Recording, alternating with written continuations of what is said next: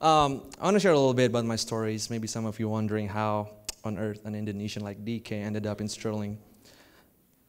Guess? Well, I'll tell you. Uh, yeah.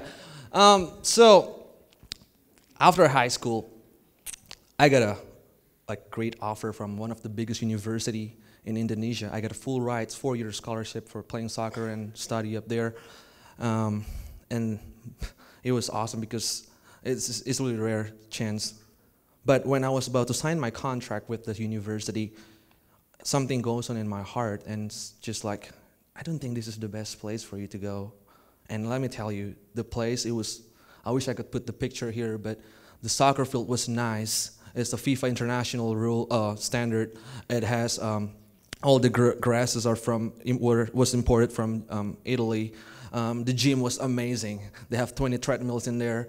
And when I got to Sterling, not even one. But so it's all right. I didn't regret it at all. But so I didn't end up signing up the contract. But I didn't do anything for that year. But thanks God, because I've been praying, Lord, where do you want me to go? My friends told me I'm stupid because you got a free chance to study for the whole 4 years, but you just threw it away. But I was like, no, I felt like this is what God called me to do. I know He wants me to go somewhere, but I didn't know. And somehow there is this guy. He's from UK with a thick British accent.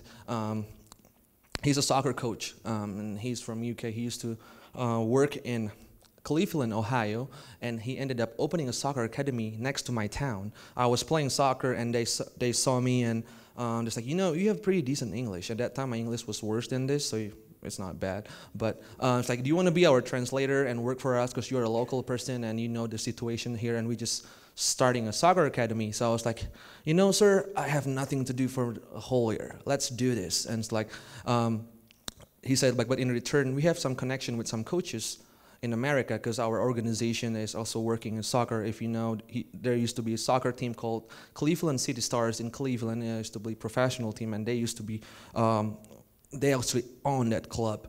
And I worked for them for a year. And can you pull the picture? No? Well, actually, that whole year, what I did, I was just coaching kids 4 to 6 years old. That's all I did for the whole year. And I thought, like, Lord, you have a passion in me to serve you somewhere, and I love soccer. There's only 2 things in my life that one. I love music, I love Jesus too, and I also love soccer. Football, the real football. Anyways, yeah. So like, Lord, I have these 2 things in my life, but right now I don't know how to do this, but somehow, this is how connection is really important. So freshmen, I'm telling you, when you're in college, connect with people. When I was there, one of our, Coach Dave Underwood, which used to be coaching soccer here, he went to mission trip. So again, mission trip is important, so you should go. He went to Japan and he found this kid playing soccer. He loves Christ, and it's like, I'm going to take you to America to play soccer. Things work out. A few years later, this kid turned up to a worker from our organization in Cleveland. And it's like, Coach Dave, I have this kid from Indonesia. Do you want to help him out? Boom. Everything worked out, and I ended up in Sterling College. So that's how I got to Sterling College. Pretty cool. But what I want to share to you is, it is amazing how to see God stretches me. All right. Again, I couldn't pull a picture, but when I was in Indonesia, I didn't get a chance to sing at all. I was in a rock band. And if you know, sadly I couldn't pull out. I had a long hair like this.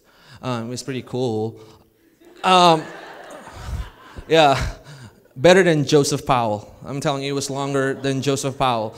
But I was the Lord, I like to serve you in music, But when I got this chance to study in college, I just want to play soccer and get my degree as soon as possible because it's really expensive, so expensive here. But somehow, it's amazing. I'm gonna tell you this: if you're willing to give your life to Christ, no matter what, He's gonna stretch you. He's gonna expand your capacity. I remember the freshman year I sang that Our God song in G. Now I sing it B, so it's stepping up, But but I'm telling you, the point that I'm making here is this 4 year here. I still have 1 more semester, luckily. but they have no senior chapel in fall. But this is the way you have to see when you're in college, whether it's a fun thing to do, or just like, just for fun, or this is a chance for God to stretch you, to expand your capacity. This is your training ground before He sets you up to the real world. This is the place. I'm telling you guys, I'm like, Lord, I'm willing to give my life to you, so stretch me. Sometimes I sing, sometimes I play soccer, sometimes I run, sometimes I study, whatever. It's hard, tight, but let me tell you, it's worth it. No matter what you do, whether you're playing football, whether you're studying chemistry, whether you doing in the theater department right here, or you cook in the cafeteria. Let me tell you, if you're willing to give your life to Christ, everything is possible. Everything is possible because our God is God that can make everything possible. What's that? Anyways, I want to encourage you guys, especially those who are still up here, that this is the best time to stretch yourself in a good way. If you're willing to give your life to God here, it means you work hard in everything. I do believe God can take you to the place that you never, ever thought before. Thank you.